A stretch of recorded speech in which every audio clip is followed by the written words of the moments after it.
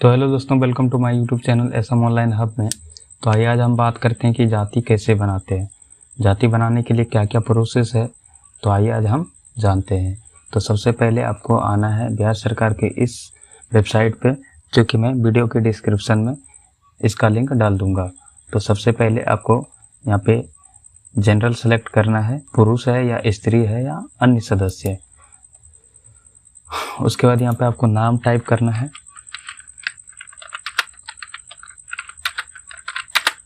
उसके बाद आपको फादर का नाम टाइप करना है।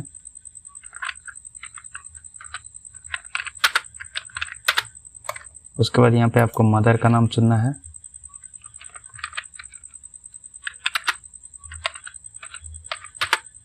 उसके बाद आपका नंबर क्या है उसको डालना है। उसके बाद आपका राज्य कौन सा है उसको चुनना है। उसके बाद जिला आपका कौन सा है वो चुनना है। उसके बाद आपका अनुमंडल क्या है वो चुनना है। उसके बाद आपका प्रखंड कौन सा है वो सेलेक्ट कीजिए।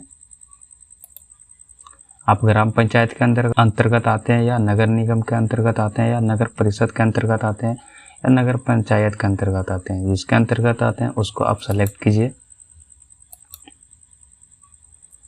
उसके बाद ग्राम पंचायत आपका कौन सा है उसको सेलेक्ट कीजिए।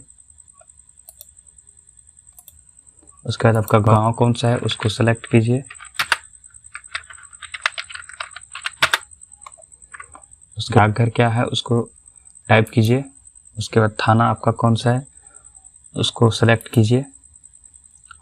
अगर जो आपका सेम टू सेम एड्रेस आप करेंट में भी है तो उसको आप ऊपर के जैसा पे क्लिक कर दीजिए। आपका सेम टू सेम कॉपी हो जाएगा, तो क्लिक कर दीजिए।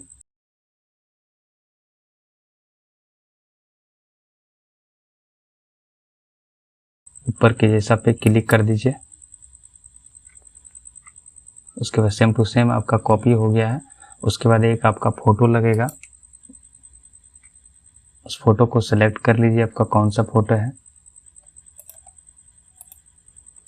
उसके बाद आपका पेशा क्या है, छात्र है या सरकारी सेवा में है या निजी सेवा में या व्यापार में है या किसान में है या गृहिणी है या अन्य सदस्य, तो जो भी है आप उसको सेलेक्ट कर लीजिए। उसके बाद वर्ग आपका क्या है वो सेलेक्ट कर लीजिए। अत्यंत पिछड़ा वर्ग या अनुसूचित जाति या अनुसूचित जनजाति या गैर आरक्षित। अत्यंत पिछड़ा वर्ग ईबीसी के अंतर्गत आते हैं, पिछड़ा वर्ग ओबीसी के अंतर्गत आते हैं, अनुसूचित जाति एससी के अंतर्गत आते हैं, अनुसूचित जनजाति एसटी के अंतर्गत आते हैं, गैर आरक्षित बोले तो जनरल के अंतर्गत आते हैं। तो उसको आप सेलेक्ट कर लीजिए। उसके बाद जाति आपका कौन सा है वो सेलेक्ट कर लीजिए। उसके बाद आप उपजाति कौन से उपजाति के अंतर्गत आते हैं उसको आप सेलेक्ट कर लीजिए।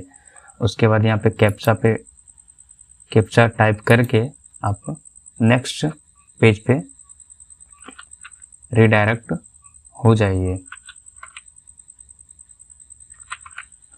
उसके बाद कैप्चा टाइप करने के बाद यहाँ पे देखिए दोस्तों, यहाँ पे ड्राफ्ट का होता है, प्रोसीड पे आता है, या आप यहाँ से क्लोज भी कर सकते हैं, रीसेट भी कर सकते हैं। आप जो भी करना चाहते हैं यहाँ पे आगे प्रोसेस के लिए प्रोसीड पर क्लिक कर दीजिए। ओके पे क्लिक कर दीजिए।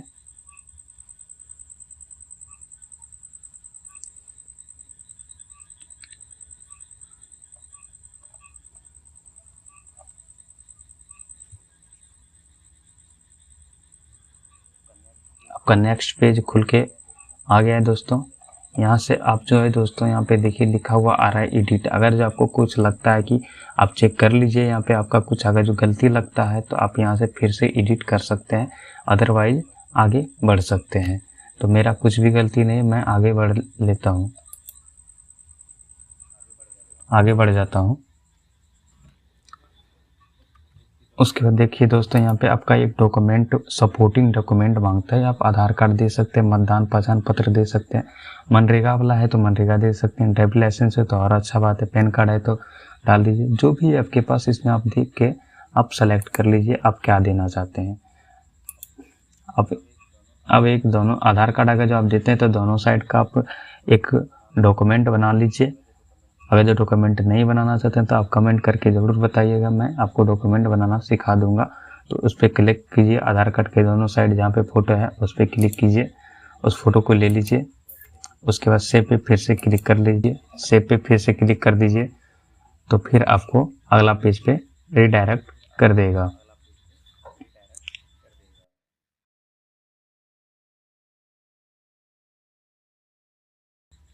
तो ये आपका आधार कार्ड वेरीफाई हो चुका है। अगर जो आप इसे बनाना चाहते हैं तो यहाँ पे देखिए दोस्तों, सबमिट पे क्लिक कर दीजिएगा, तो आपका ये बन के रेडी हो जाएगा। फिर डाउनलोड का ऑप्शन आएगा, डाउनलोड कर लीजिएगा। ये रहा आपका रेफरेंस नंबर, इसको लिख लीजिए। इसी से आपका जाति प्रमाण पत्र डाउनलोड हो जाएगा। तो डाउनलोड के लिए आप कमेंट कर दीजिए, मैं डाउनलोड करने के लिए बता दूंगा।